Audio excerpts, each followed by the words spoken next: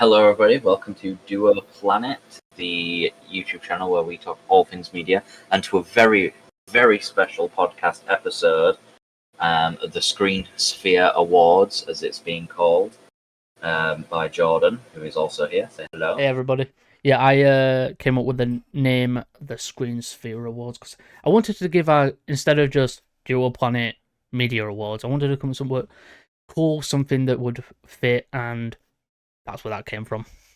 Basically, a better game awards. So, yeah, basically a better game awards. This is actually about awards. It's not 18. It's not 18% awards, 30 and 90% game trailers. Any developers out there, hit us up if you wanna, do a speech that isn't limited to 30 seconds. That's another award show we're never going to. Never going to be invited to the Game Awards. Never going there. Nope. So yeah, obviously there are plenty of categories that me and Jordan have come up with so far. Not a complete list, mind you. No. It's still a work in progress. Yeah, as we do this every year, we'll get better at it. And even if when the channel gets bigger, maybe we'll do it bigger. Yeah. We've got most of the important categories on there, I'd say, and probably some like nominees on there that you probably didn't expect. Obviously, this isn't voted on by you guys. This is sort of by us. Personal thing. Maybe we'll expand it in the future. Me and Will did have moments where we did disagree, so we instead went to a voting machine. Yeah, well, voting machine. We sort of discussed it out, and we sort of used other means to decide on a winner. So these are personal picks from me and Jordan as an agreement. Yeah. Some of these might have changed since we did it, because we did this, I want to say, start of December. We've played a couple of additional games since then, and we've watched a couple of additional stuff, probably. So this stuff is as of, December 7th, I'll say. Yeah. So it might have changed, but this is the definitive list for the year prior to further into December. And then next year, when we do it, we will consider anything released pre-December December 7th. So basically, the way this works, guys, I think this one is mostly stuff from this year. Yeah. But we also want to, at some point, do stuff from other years. Yeah. As well. So that's how we think it'll do. Yeah. So, for example, next year, Percy Jackson and the Olympians, which me and Jordan have just watched, will be eligible for these awards, even though it came out in 2023. Basically, because it came out in the tail end of 2023. Yeah. So we are classing it as a 2024 thing, because that's when it will technically end. Yeah, technically it's between there and now. So, without further ado, Jordan, take us into our first category. We have Best Performance in Video Games, and the nominees are... You're the one hell-bent on revenge! Burn the archives, led by Darth Vader. I've killed my fair share of people, but why... And the winner for Best Performance in Video Games is... Drumroll. Yuri Lowenthal for Spider-Man 2. Yeah, obviously a departure from the Game Awards, where it was given to the very deserving Neil Newborn. At the time that we did this, Jordan hadn't played Baldur's Gate 3. He has now got several hours of Baldur's Gate 3. Yeah, and now we have videos going up, guys, you can tell. I am really loving it. I am enjoying it. I'm not really into turn-based stuff like that, but it's fucking fun. And the characters in it are really fun as well. Astarion, I love Astarion. I think he's great. I think he's a really cool character. And Neil Newborn definitely does amazing. And basically, yeah, everybody does great. But for our awards, we just couldn't pass up the ever phenomenal Yuri Lowenthal. Yeah. Obviously known for his performance as Peter Parker and Spider-Man in some next Spider-Man, but also some other roles. He's in several animes, and he also plays and voices Teenage Ben 10 in Ben 10 Alien Force. I believe he voices Spider-Man in the Midnight Suns game. I think he does as well. Yeah. Obviously, we have another nominee on there. Cameron Monaghan from Jedi Survivor. Just want to throw it out there. An amazing performance. I was not so shocked at all to see him nominated at the Game Awards. He didn't win at the Game Awards. Sadly, he didn't get picked here either. Yeah. But just appreciation to him for the hard work he put into that. I love his performance in Jedi Survivor. I think he did really well with the character. You could feel the love that he had for each and every character. And he definitely has a love for Cal Kestis. And I think his performance was definitely well-deserved. And definitely well-deserved nominee here and at the Game Awards. Yeah. So, shall we move on to the next category? Yes, we shall. So, the next category we have is the best performance in TV. And the nominees are... Mark, what are you doing? She's tearing you apart! I'll explain it all to you tomorrow. Well now, this is a surprise. Didn't expect to see you again. And the winner is Ray Stevenson for his performance as Balin Skull in Ahsoka Season 1. May he rest in peace. May he forever rest in peace. We both agreed on this one because me and... sort of instantly. Yeah, instantly, just straight away. It's not because of his passing or anything. It's because his performance was so fucking good as Balin Skull. His presence on screen was really well done. He definitely did an amazing job. But I also want to say the other two did great job. J.K. Simmons as Omni-Man in Invincible. Great performance. Amazing. Tyler Hoechlin in Season 3 of Superman and Lois did fucking phenomenal. But we had to give it to Ray Stevenson for Balin Skull in Ahsoka Season 1. And I hope if they do recast and it is someone worthy of taking that role. I agree with every single word. Yeah. He definitely did he just did amazing, and I think he's not new to Star Wars, so it's cool to finally see him play a live action character. I agree. Anything else? No, I think you done well there. That was great. Next one, we have Best Performance in Movies, and the nominees are... An abomination! Nothing more than a step on my path! You freak! Yes. 4 more questions, right? Yes. No, that wasn't... All America's industrial might and scientific innovation connected by rail. And the winner is Chukwudi Awuji for Guardians of the Galaxy Volume 3. Playing the High Evolutionary.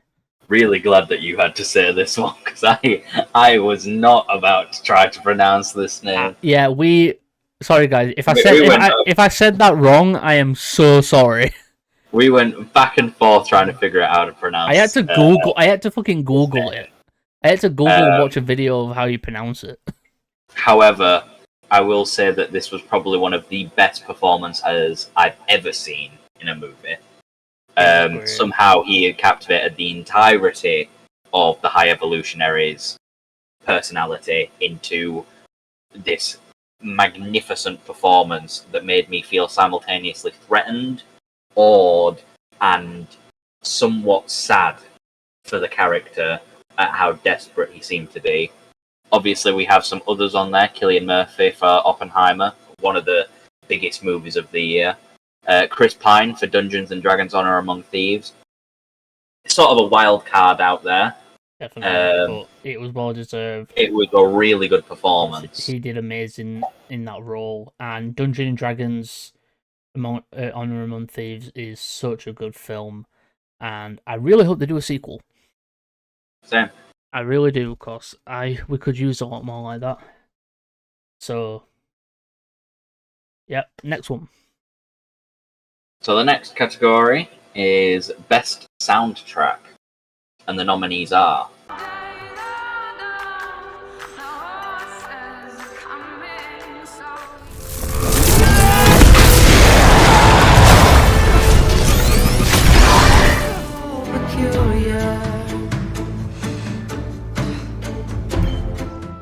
and the winner is Star Trek Strange New Worlds, which I don't think anyone's going to see coming.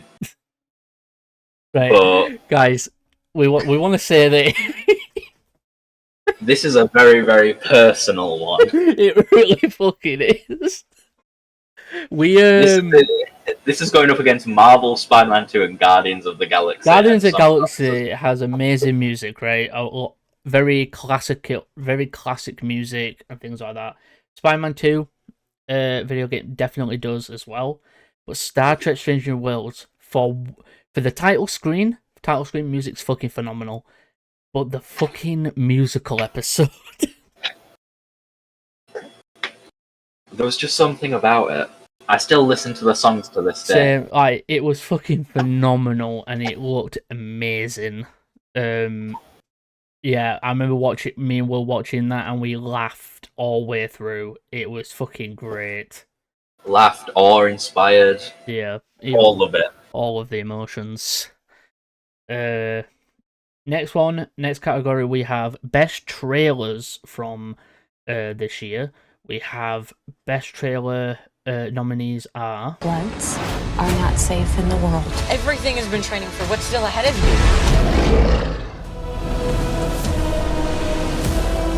There is no war so hateful to the gods.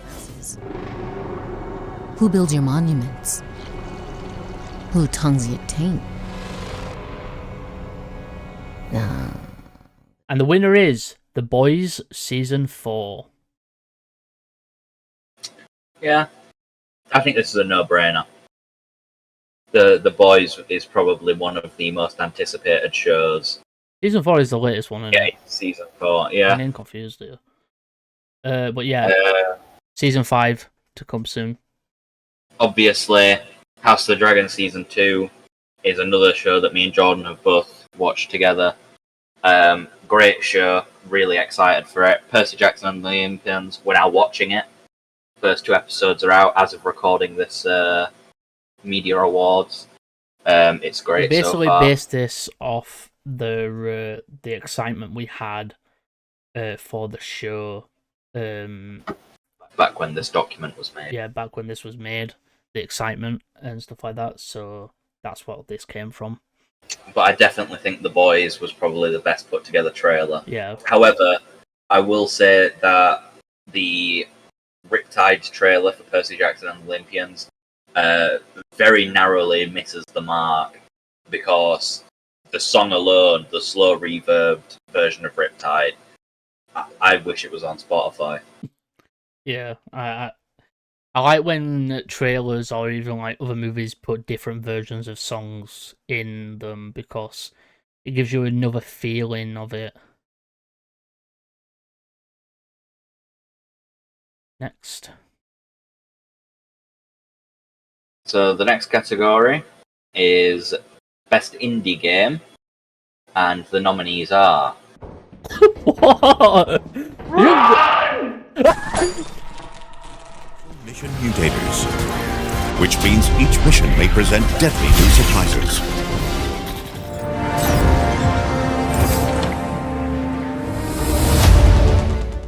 And the winner is Lethal Company.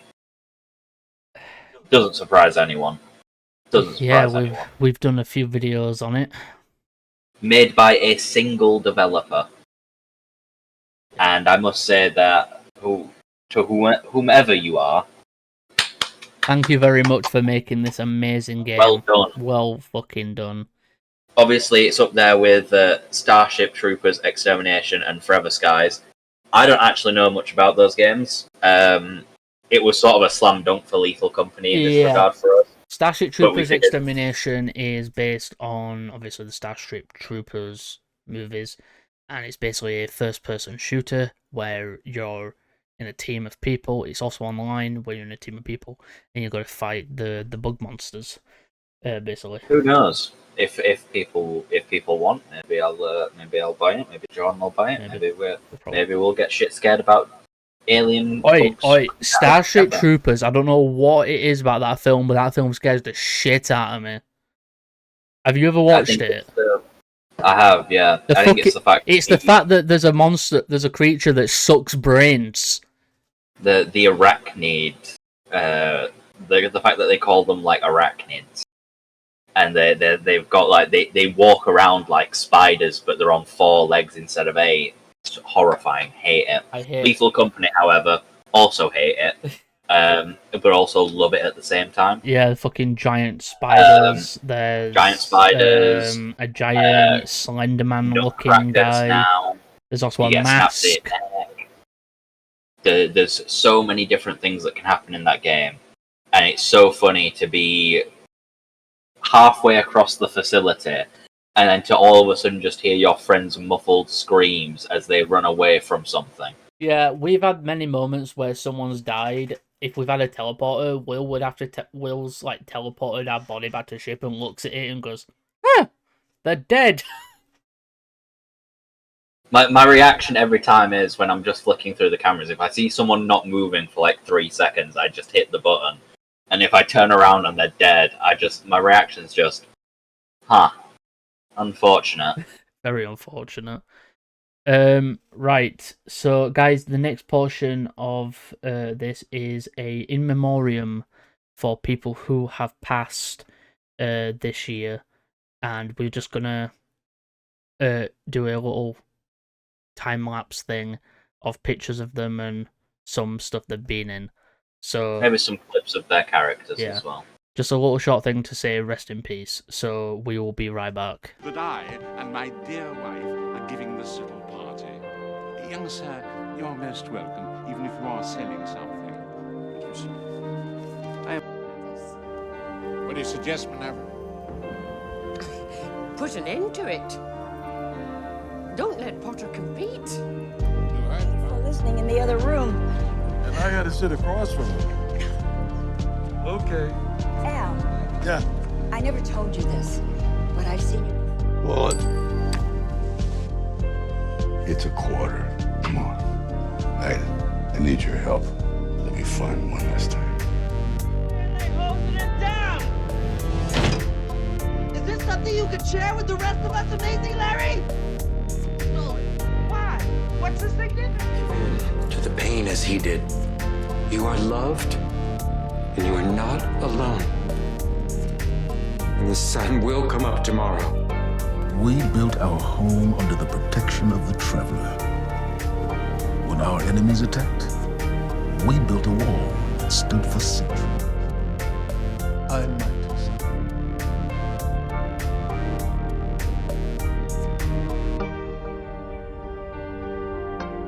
Now, it's hard for me to say these kind of things because that ain't my way. But if I could just unzip myself and step out and be someone else, I want to be you. Because Adrian left you. She didn't leave, Paul. She died. Okay.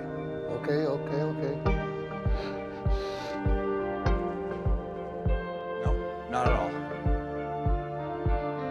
You didn't have to come after me again. Yes, I did, because I love you. You're the best decision I ever made. No, I feel horrible, okay? It says here that a Muppet got whacked on Sesame Street last night. Where exactly were you around 10-ish? You're under arrest.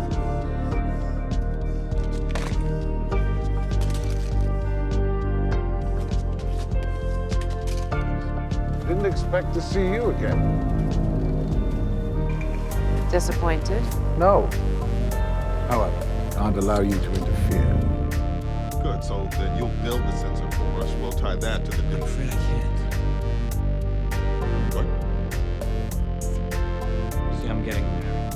I am your superior officer! Boom! What happens in my bedroom, detective, is none of your business.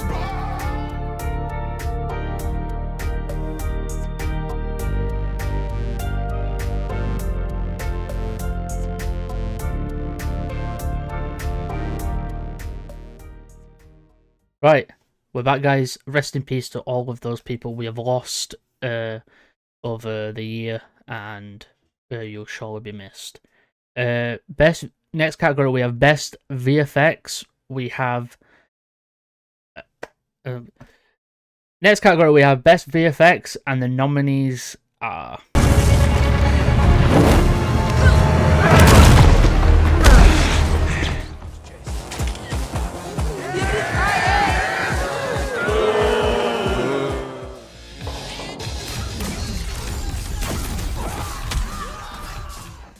And the winner for best VFX goes to Gen V. Gen V is a spin-off show for the boys. It is based in a school. It's a school for soups called Godolkin. And yeah. Which is a horrible name, by the way, because for the first 4 episodes, I didn't know if they were saying Gold-Olking or Godolking, right? So for the first 4 episodes, I didn't actually know what the thing was called. You know Her Who Can Shrink? Yeah. I see fan castings for her to be Spider-Gwen, and I completely fucking agree. She looks like her. I want her to one be word to describe Gen V, right? If you like blood, if you like guts, if you like the boys, if you like the boys, Gen V got it all.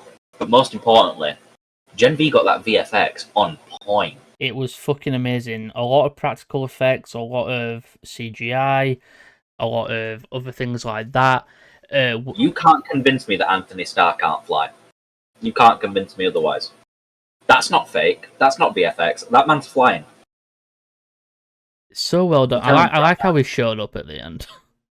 Yeah, you can't convince me otherwise. The fact that it is a show that should be so unbelievable somehow makes me believe that these people have actually got superpowers. It's like, it's much better done than most of superhero stuff out there. Yeah. Gen V, the boys and everything, they don't do stuff in studios or anything like that. They do it actually on set. They do it at the place, outside and stuff like that, and you just feel the immersion. Like, watching behind the scenes of Anthony Starr be pulled up in a fucking crane for his landing scenes is hilarious. I love the fact that he is Australian, and you wouldn't know it if you didn't like watch clips of him outside of the boys. But as he's getting hoisted up, he's just like fuck you.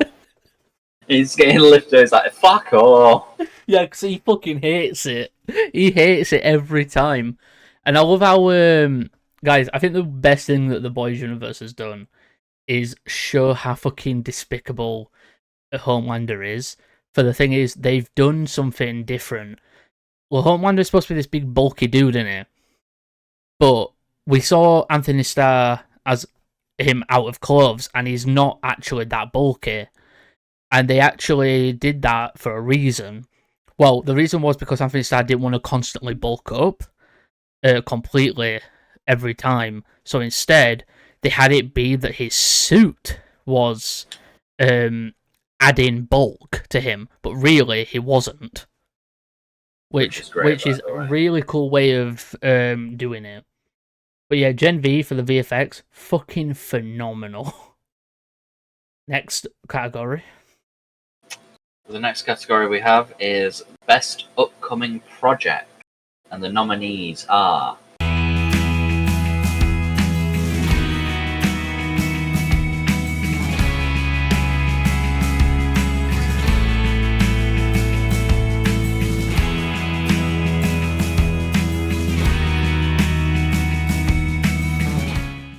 and the winner is Spider-Man Beyond the Spider-Verse. Animation. Up there with House of the Dragon Season 2. Very anticipated by us. GTA 6, which, when we made this list, we were 3 days away from the trailer. Yeah. So we waited until the trailer to actually finish the list. The trailer came out early because someone leaked it. Fuck you, whoever leaked it. The reason it didn't win, despite how anticipated it is technically a 2025 project, not a 2024 project. Yeah, and so we sort of broke the rule a little bit there, but I think it should be up there because it didn't win. It might win next year because it'll no doubt have got another trailer next year, so it'll be able to go up again. Yeah. But Spider-Man Beyond the Spider-Verse, after the recent film, after the first film, even. Are we changing Are we changing the next category's winner? If you want to, we've got it set as thing. Something. It's game. If you want to, I will. Next categories are the best of the year. Yeah. But we've got it set to S. Yeah. Instead of B. Yeah. If you want to, you can. I'm happy with either. We're gonna change it. Okay. Of course, I kind of agree. Live updating. Yeah, we're just updating here, guys. Sorry about that. I just realised. Probably gonna get some slack for it, but who gives a fuck? I want the slack. Bring it on. Right, yeah. So best upcoming project, I definitely agree. Spider-Man Beyond the Spider-Verse. Fucking excited. I think it's gonna be an amazing film. I love Into the Spider-Verse. I love Across the Spider-Verse. Great movies, and I can't wait to see what Beyond has in store for us. Next category, we have Best Game of the Year, and the nominees are... Sights are merely a symptom of a greater sickness in Faerun. The infected here... Not you. The hell's going on with Pete? You're not yourself.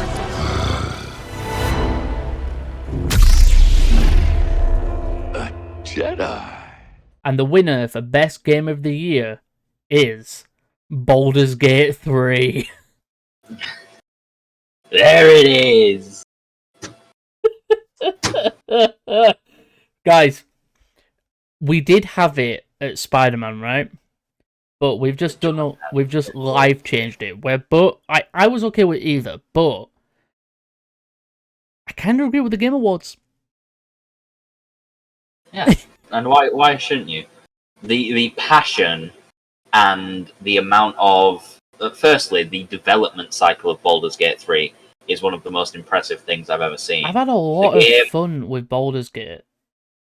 The reason the game is so good is because for like 5 years it has been in early access, which means you've technically been able to play the game for 5 years, right?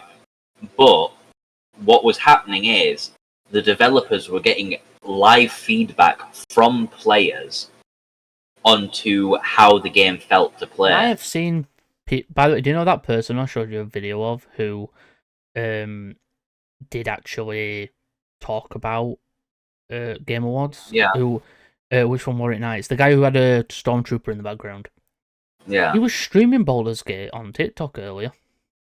Yeah. The sheer amount of... And Jordan now knows... We have been playing Baldur's Gate 3 for like the past, I want to say like 2 weeks. Yeah, and you guys don't realise that even though we have had like 40 fucking minutes of episode up, we have more to come. There's like 20 hours of footage. But we have 20 hours of footage just sitting on my fucking computer. I have folders upon folders of just we haven't even hours of us playing. One yet. Just hours upon hours of us playing, 2 to 3 hours each, that get condensed to 40-minute to 50-minute intervals. How long did it take you to beat Spider-Man 2?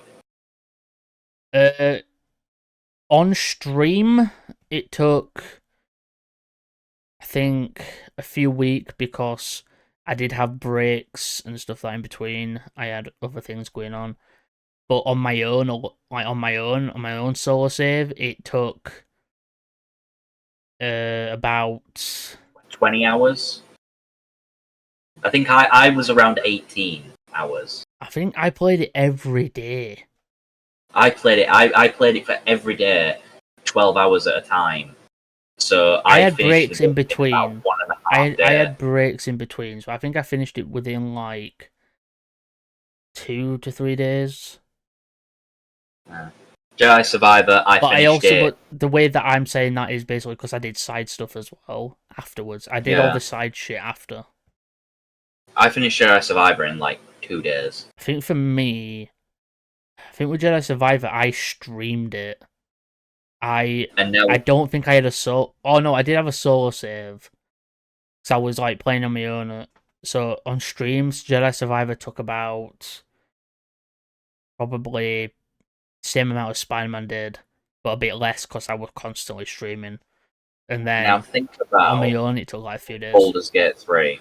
Baldur's Gate, not even on Act 2 yet, and we were at 20 hours in the next. We've been playing within 2 to 3 hour intervals each day. Each day we play fucking on point.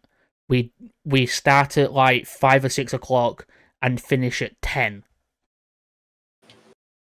At 10 at night, and we're literally still we're very close to entering Act 2. We're not. I even think at the minute we are. I think at the minute we are still at the. We've gone back to the Goblin camp where we're we are clearing now. out the Goblin leaders. Yeah. And we've done a lot of stuff. We've all chosen. Spoilers, by the way. Yeah, spoilers. We've all chosen our characters of interest. Alex, a bit too much. Yeah. If you guys are watching the series, Alex is If you wonder why half of the episodes are going to be called "Alex Gets Spicy with Astarion," there you go. Or Will murders several people because no, Will doesn't murder several people. Will makes people kill themselves in like different ways by using magic. Yeah, Will's our magic user. Will is our. What have you gone for? Sorcerer? I am a abjuration wizard. I am a. I've gone from barbarian to fighter. I have made a new save on Baldur's Gate just to show how great the game is. By the way, I have like 8 saves. My new one is a Oath of the Ancients Paladin. Well, another great thing about Baldur's Gate 3, player choice. It's one of the reasons why I think Baldur's Gate 3 deserves Game of the Year. Is Spider-Man 2 doesn't really have player choice. Neither does Jedi Survivor. Baldur's Gate 3, every choice that you make, starting from character creation, can impact your story. If you are a drow, your story is different than if you are a human, because you get different dialogue. Alex is our drow. I am a Dragonborn. Alex gets discriminated against. I am a Dragonborn. So do you. I get discriminated against, but less than Alex does.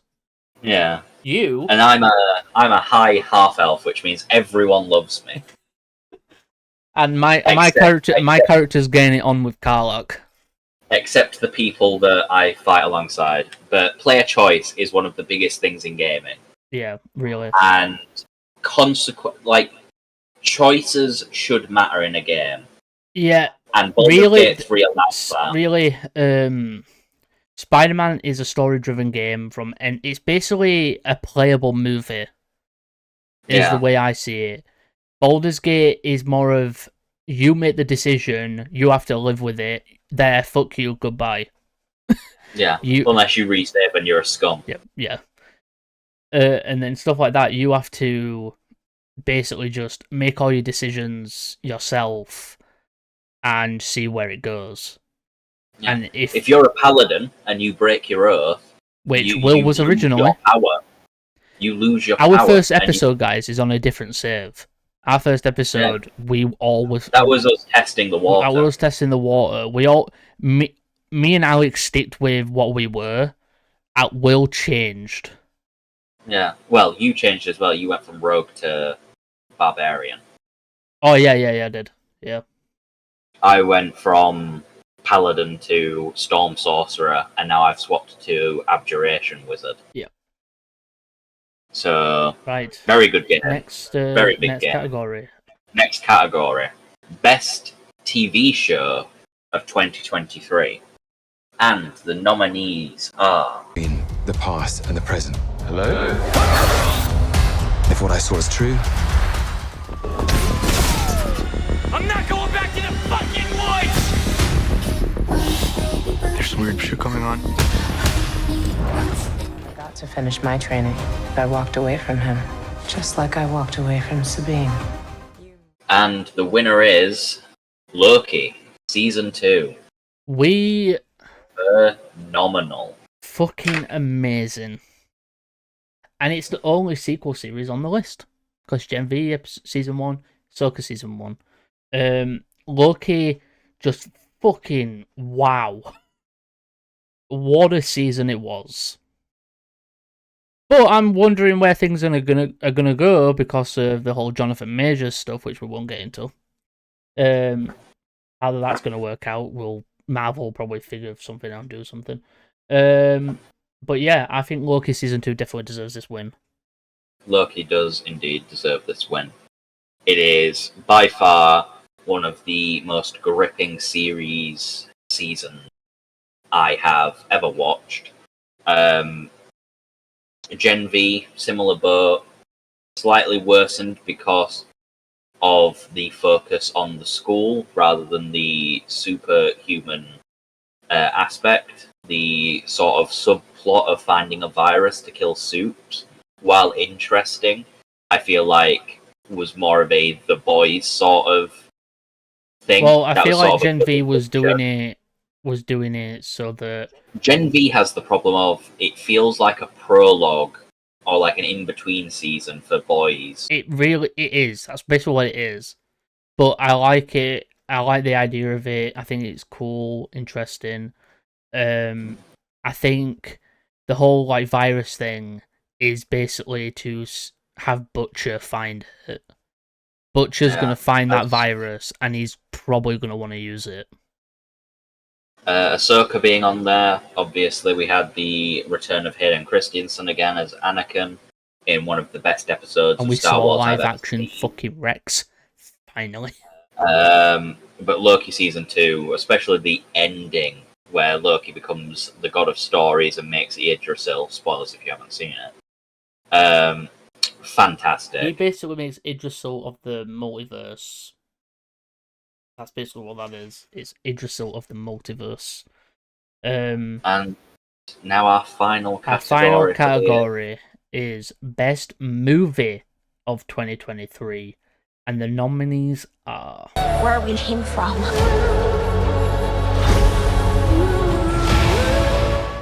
And stop Spider-Man. When we push that button, we destroy the world. Chances are near zero. And the winner for Best Movie of 2023 goes to Guardians of the Galaxy Volume 3. Another win for Guardians. Another win for James Gunn. James Gunn, we fucking love you. Please don't ruin DC. Please. Fire Amber Heard. I think he will. Yeah. I think Amber Heard. Get I think gone. Amber Heard's fucking done with. Guardians, one of the best movies of the year, hands down. Definitely. One of my personal favourites of the year as well, because I am a big fan of sci-fi, which Guardians leans into I think quite a lot. James Gunn as well. He took a team like Guardians and made them from a team that general audiences and stuff like that wouldn't generally know about to a household team. He made them fucking fantastic. The fact that one movie made me cry from fucking a tree say one word, making me cry. Yeah, emotional as fuck. Obviously, the other nominees, Spider-Man Across the Spider-Verse and Oppenheimer, fantastic movies, phenomenal, love them. Guardians just holds a special place in my heart. So, yeah, that's... It gets the W. Yes, the W. That was the ScreenSphere Awards. You can't even remember your fucking name. The ScreenSphere Awards. I don't know how Jordan's going to edit this. He might do a little final montage of all the winners. Maybe. I'll figure it out. Just to refresh it all. Yeah. But I think I think everything on this list deserves to be there. Obviously, you guys may have your own. We'd love to hear them in the comment. If you have any ideas for categories as well, for things you'd like to see in future ScreenSphere Awards, would love to have this basically be a longer thing as well. Yeah, like more awards, even maybe like get some indie movies in there, fan films in there, and things like that as well, and even have our own little like creators come on and stuff like that, and things like that. We'll see where it goes, basically. Yeah, maybe even have some special guests to announce some awards like the Game Awards does. Not all of them will have an in memoriam portion. I just thought that it'd be nice to look back at the year of people who left us and celebrate what they did this year and past years and stuff like that. So rest in peace to all of those people on that list. But yeah, I'll probably edit something at the end, guys, for you, basically showing all of the winners and everything. In order. And while this takes the place of a podcast episode, don't treat it as such. This is more of a... We do it as a podcast episode, so we have it as a podcast. Yeah, it takes the place of a podcast episode, but it's not really a podcast episode. It's an award show, but the reason why we decided to do it as a podcast is one that I do that over on Socialcast as well, but also it's less editing. It's not just that, there is going to be a lot of editing involved. It's just that then we've got other videos to do and stuff like that, and we didn't have to do this as its own, and also I get to upload this on the audio side, so for anyone listening to this on the audio side of things, they're able to enjoy it. So, yeah, I have nothing else to say. Well, this has been the first annual ScreenSphere Awards. That name is going to get jammed into Jordan's head over the next year, so he doesn't forget it. Congratulations to all of our winners. Congratulations to everyone that we deemed worthy of a nomination. Rest in peace to everyone that has been lost over the past year. We hope everybody had a nice Christmas. And we hope everyone had a nice Christmas. And we hope everyone will have a nice new year. We're very excited happy holidays for next year. To everybody. Happy, whatever you celebrate. Happy holidays. We're very excited for next year because there's a lot of good stuff that looks to be coming. I have been one of your award show hosts, Aztaran. I've been your award show host, Slasher. And remember to watch all things media, and we will see you next year. We'll see you next year. Bye for now. Bye for now. Forget 1,000 things every day, pal. Make sure this is one of them. It's over, Anakin!